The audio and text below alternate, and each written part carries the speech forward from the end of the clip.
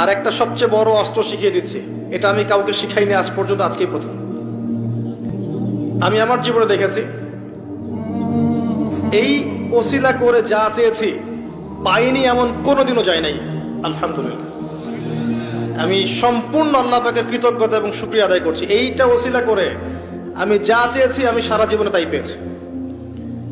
এবং আমি বিশ্বাস করি আমি যা পেয়েছি, এই বয়সে আমি যা পেয়েছি, আল্লাহ পাক কোটি কোটি মানুষকে তা দেন নাই, এটা আমি বিশ্বাস করি।